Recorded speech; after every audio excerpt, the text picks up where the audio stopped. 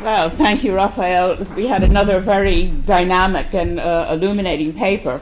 Now, I propose we take discussion until 11:40, which would put us 10 minutes behind schedule, but we were a bit late starting. But I'd like all of you to have your voice in all of this as far as possible. I think there are various questions that could pull this together, although there's so much detail, it's hard to pull it together. But basically, what's happening, who's driving it, what way out of it can we find? And I think that we've had, very detailed papers telling us what's happening in Greece and Ireland and in Spain. And we've also had a very sharp, interesting way of posing the question of who's driving it. And Michael Taft has put, a strong thesis that the policies of the Troika were policies that were already being followed by our own elite, and that we should think in terms, the way I would go from that is, we should think more in terms of class than nation. Not only our own national elite, but a global elite. Rafael raised the question, well, who exactly is driving economic policy in Spain? Not the EU, the EU Commission, not the Spanish government, the ECB. But I asked, what forces are driving the ECB? Beyond that, is there this global plutocracy which, is driving the whole thing? So, we've had much detail and I think great lucidity from all of the speakers. So I open to you. We have microphones there that relate to the live streaming, but you still need to pitch your voice for others in the room. So, who would like to speak? Yes. Two short questions to Maria about the case of Greece. And the one thing I found a little puzzling is that during the crisis there was an increase in the private debt of households. I wonder how that came about, since we know that the banking system was in crisis and the credit crunch was operating. The second point relates, you made enough hints about it, but relates to the deficiencies of the productive structure in Greece, and especially regarding the manufacturing sector, problems of structural imbalances. And I think probably this is an issue which relates to many countries in the periphery, and we don't give enough attention that we have problems in the real structures of our economies. And in proposing an alternative program, apart from financial issues, debt, deficit, etc., maybe we have to give more importance to issues of industrial restructuring, industrial policies, etc. So, Maria, do you want to answer that? First of all, it is perhaps my mistake, but I was mentioning the household debt to income ratio, not absolute change in the private debt of households. So because of the falling income, the ratio of debt of household debt to income has skyrocketed. The already existing debt? Yeah, because we have a fall in incomes by 35% on average. So this is absolutely compatible with what I'm saying. And the second, yes, I totally agree with you. All major institutions, also official institutions, were mentioning the structural competitiveness problem even before the crisis. But also the alternative explanation given by Rafael in the last slide, that mentioned by this paper. It was on one hand we have the structural competitiveness problem. All studies pointed that unit labor costs were a very minor contributor to the rise in external in current account deficit before the crisis. and given this lowering of interest rates, there has been borrowing, a low-cost borrowing by the state, and then we had public expenditure that was pushing demand, domestic demand, and we had, given the structural competitiveness, we had a rise in imports, and which has created a problem. So this is the dynamics of the external deficit creation during after the entrance to the euro. But the solution to this problem has been taken one-sided by the unit labor costs. Those who were not the main explanation to of the external deficit problem, and they have taken and they said that depression will bring about the lowering of income growth, the lowering of incomes. So we have adjusted through the fall in imports. We have reduced the external deficit because of the fall in imports. But the whole problem of structural competitiveness remains intact because although we have lowered labor costs, unit labor costs by 20%, the exports are not going up. So there is this. We have this situation in which only industrial policy will give a way out of the crisis, because as soon as we have growth, the whole problem will come, will reappear. This is the problem. Yeah, if I may, that's the question. I mean, that's the underlying problem. What we have is a productive structure that is not up to what it takes to compete in Europe. But then, obviously, if you work on mainly on the reduction of wages, what you are in the short run you're making less necessary to change the productive system, because what you are making is allow that old system based on non-dynamic and low quality, low productive sectors to survive for a few more years. And obviously that what you need to do to change your productive model. But how do you change the productive model in Europe with all the limitations to industrial policy, even if you knew, that's another problem, if you knew what you have to do, you have so few tools to really direct your productive system toward what is needed to generate a new economy. A lot of deliberate constraints at the EU level, right, for pursuing industrial policy. Right. Right, Ms. Harris. I'd like to make one or two, I would see, political questions to the speakers. How important do all of you think was the Troika intervention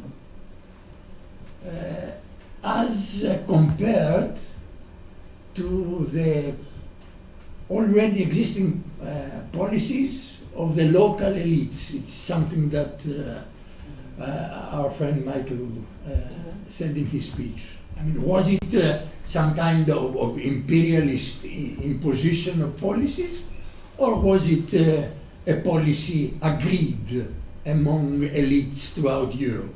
This is the first question. And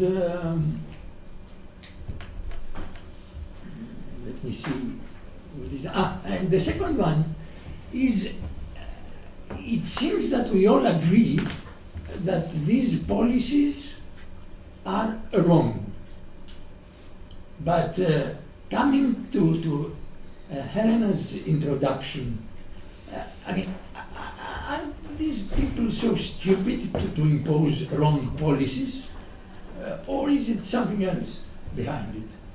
I mean, are these policies imposed on purpose of lowering wages, increasing the profit rate, and they cannot do otherwise? Know that this will lead to depression, that this could create popular inconvenience and maybe uprisings, but they cannot do otherwise. These are two questions that could bridge the economic analysis, which was brilliant, by all of them with the policy thing. Okay, who'd like to answer? Do you want to answer for the speakers? No, I want Or- to add one more question. Okay, but there's you have. Okay, I'll ask. You can ask. You can speak, and then you speak, and then I'll ask the speakers to respond. Okay, because we've got the coffee and tea in the room in our schedule. So, I just only have one question. so you and then you. For Michael and Marga from Spain and trade unions too. So in Spain, parallel to all this situation, Rafael has explained brilliantly this morning, there is an attack on the trade unions, about what a trade union is, specifically in Spain.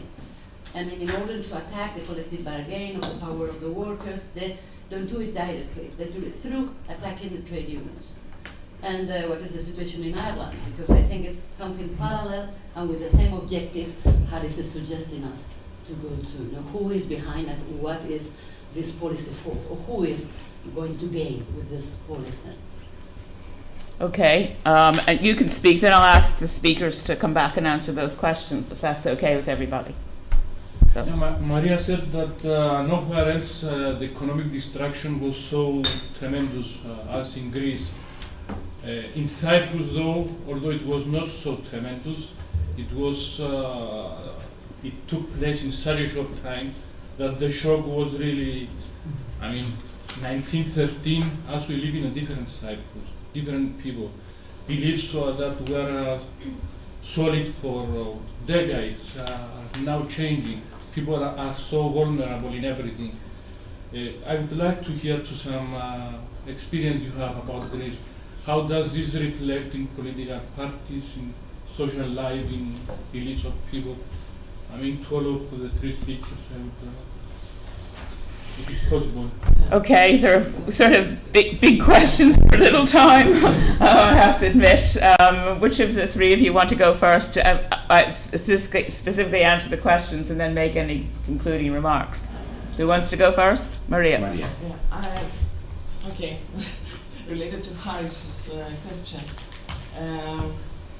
I think that the Greek case is somewhat different because I think that the elites had in their minds before the crisis also to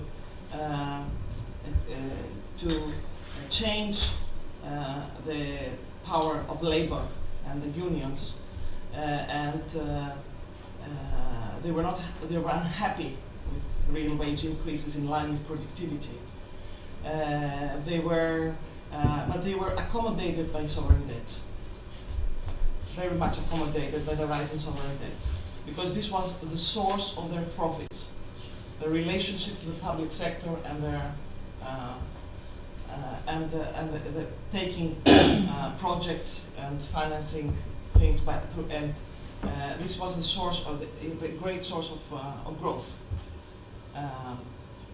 I am sure that the elites, and we very well know that they have been hiding behind some measures that have been introduced, and many of the measures that have been introduced in the economic adjustment program, especially those that concern wage setting and employment regulation and all these things. But I'm not sure that they wanted a depression in Greece, and removal of product market regulation, which these two things are impairing their potential to survive in the Greek market, and their potential to also to remain in business without making major shifts in their strategy, in the firm strategy. Because even now, I think that for great parts of Greek capital, they are menaced by the measures that are being taken, and they are losing ground. They are losing ground in several sectors, from the pharmaceutical industry to the steel industry. They are losing ground in the milk industry, the dairy industry. They are losing ground. So I'm not sure that they were wholeheartedly behind the whole package, and they certainly did not want a depression, for me. Speaking about Europe, I think that in the elites it is very they are determined that the European welfare state and the gains of labor are impairing the growth perspective of Europe, and they want to dismantle the welfare state as it was before the crisis. It is a great opportunity. I doubt if they have a growth strategy that is what size? No, it is and I think that they say that they must destroy the gains of labor. The welfare state is very costly, and one of the preconditions for getting out of the crisis is destroying these kind of protections and social rights. They don't have, I think, in terms of industrial policy, they don't have an alternative for remaining competitive in the global scale. They are looking for alternatives. They are discussing about alternatives, but they are united in destroying the social model that existed in Europe. This is the baseline for reflecting. But I don't think that they have found an alternative strategy for Europe to compete globally. Mm-hmm. Yeah. Michael? I'll take in the order in which you first spoke. Or unless you... Michael? I'll just deal with the issue of trade unions. Irish political culture, especially given that it's informed by a corporatist culture, with about 25 years of an official social partnership between trade unions, employers and the government, that would not have allowed a direct attack on trade unions, kind of a direct public attack on trade unions, which actually made the attack on trade unions that much more effective because it wasn't direct. The problem, to my mind, lay, I mean, you've always got governments who are going to have a go at trade unions, especially in hard times because they see them as an obstacle. Fine, that's a force of nature, you deal with it. The flaw, I think, was within the Irish trade union movement itself. And here I speak of it just as a collective, not every trade union, not every trade unionist, not every research department or whatever. The flaw was this, that it was ill-prepared for the crisis when it hit. It had not had an analysis of what exactly drove the Irish economy, especially in the second half of the boom period, which was a wholly unsustainable speculative bubble. When the government tore up the social partnership agreement in late 2008, it for the next 2 years tried to pursue strategies to try to get it back into social partnership, because they had been in social partnership for 25 years and all of a sudden they were outside and they didn't kind of know what to do, they were outside the door. And therefore, the response to the trade union movement itself in the debate has been consistent. They very early on accepted the premises of austerity, but they argued that it should be done in a fairer way. I'm not sure how you can mobilize people behind a fairer, better austerity. On some cases they did say, well, yes, we do need spending cuts. And because of that, I think that I won't say that the trade union movement has been irrelevant in the economic debate, but it certainly has not in any way played the role that a trade union movement should play in an economy where its own members are under attack. And to give you an example, the public sector trade unions were powerless when the government went after their members' wages and conditions, not once, not twice, but 3 times. Absolutely powerless. And they were forced again in the 3rd time to try to negotiate the best deal. So, yes, the government has, has put pressure on the trade union movement, but not in the way possibly in other countries because of our culture. I think, again, the flaws are with ourselves. We should have made a better fist of it. Yeah. Rafael? Yeah, very briefly, about the role of the Troika, in the Spanish case, the shadow role of the Troika. I think that the first change in economic policy with the socialist government in 2010, that was forced.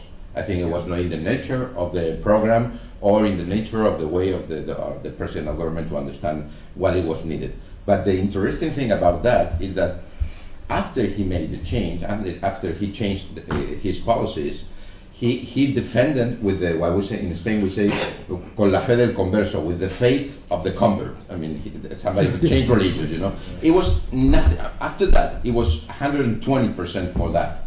And then with the change in government, with the conservative government, I think that the policies are in their nature. So it's really, there's, maybe not in their timing, probably they will have like a different timing, and but it's in their nature and their way, the way they understand society. So I think it's a very useful scapegoat for some policies that otherwise would have not been taken, because they are very, very, very unpopular. In terms of, well, if the policies are wrong, why do they do it? Because they're wrong, but they are wrong not for everybody at the same time or with the same intensity. If you have an increase in inequality, somebody's profited for that. And you should have seen the press conference of the business organization after the second labor reform. They walk into the room laughing, and with the mic was on, they didn't know that, and the president of the head of the organization said, be serious, because otherwise, you didn't say that, I mean, you have to look serious, but they were, I mean, nothing better, I mean, they were delighted by it, I mean, it was the best thing. And who benefits from, for example, the pension reform, which I think is extremely negative, and I think that's a structural reform. Other things are not, but that's a structural reform. Who benefits? Financial system, that they have been for many years saying that the pay-as-you-go system was unsustainable, which it is not. So there is always somebody who benefits from all this. And what's the impact of people and political well, affiliation, or I think that there is a, well, you know better than I, disenchantment of the people, fractionalization of parties, a very dangerous movement of you don't represent that. You all know about the 15M, this popular movement. It was very difficult to deal with the situation, because trade unionists, they didn't represent them.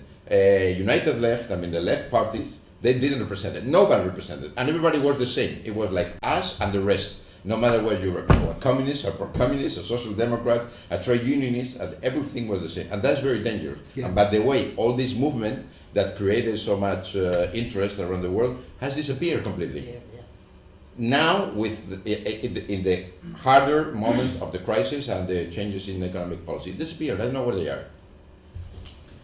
Okay, well, I'd like to thank the speakers and the rest of you for very constructive participation. There are a lot of questions still there to be explored, but we have the rest of the day to do it. And we have a coffee break now. We have coffee, tea, and things laid on by Transform. And I propose we convene again at noon.